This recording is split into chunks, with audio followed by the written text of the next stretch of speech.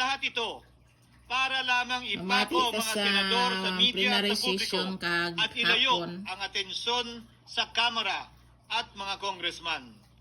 Bakit nga ba? Ito si Chis Dahil Escudero, tila mas bombahan malaking mo isda, sila, ika nga, balatan mo sila. Mas mataas, mas kilala ang mga senador kumpara sa congressman. Correct. Umaasa sila na maiibsan ang galit ng tao sa kanilang mga anomalya ukol sa flood control at tuluyan na silang makakatakas mula sa anumang Katakas na pananagutan. gayod. Isang tao lamang, Ginoong Pangulo, ang nasa likod ng script at sarswelang ito. Siya ang dahilan ng kaguluhan, pagkakaaway-away, pagkakawatak-watak na ngayon yumayanig sa ating bayan, maprotektahan lamang ang sarili niya. Correct. Ang pangalan niya ay matagal nang bulong-bulungan sa bawat sulok ng bansa. Correct. Pero ngayon, unti-unti nang sinisigaw ng taong bayan.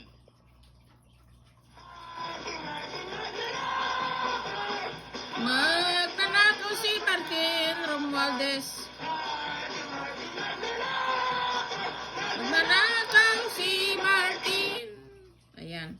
Pero Ginoong Pangulo, minamahal kong kasamahan, bakit tila sa Kamara, dito mismo sa Senado, at sa ilang media, ay hindi pa Ayan ang magnanakaw.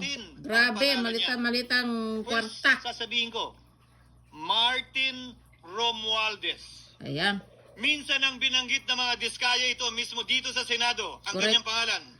Pero agad itong pinabawi nung humarap sila sa Kamara. Tama. Binanggit ni Master Sergeant Gutesa ang kanyang pangalan.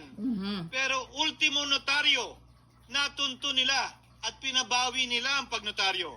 Buti na lang, huli na't nasabi na niya ang pangalan ni Martin Romualdez na pinanumpan Correct. dito mismo sa ating Blue Ribbon Committee.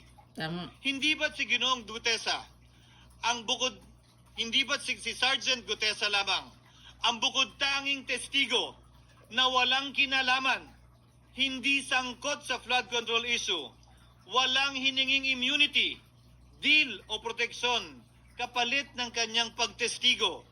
Siya ang kauna-unahang nagtestigo na personal na naghatid ng pera sa bahay mismo ni Martin Romualdez. Correct. Ang salaysay niya, Ginoong Pangulo, ay kumpirmasyon ng matagal nang isinisiwalat ni Congressman Chanco at Mayor Magalong kung sino ang ulo sa paglilimas sa kaban ng bayan na ating naririnig na rin.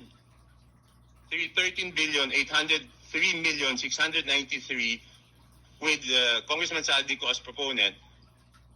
For the record, ang binabanggit po nating Representative Elizaldico, siya po yung chairman ng House Appropriations Committee.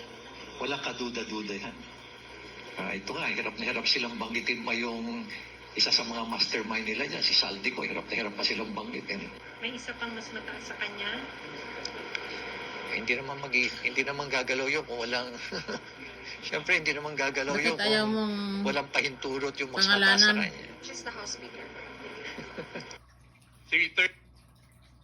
Ginoong Pangulo, pahintulutan niyo po ako magkwento ng konti upang patotohanan ang mga salitang ito. Balatan mo na, Chis. Taong 2023 nung tinalaga si Ginoong Kiko Laurel bilang kalihim ng kagawaran ng agrikultura. Bilang suporta sa kanyang mandato, tinanong ko noon ang isang simpleng katanungan sa budget process natin.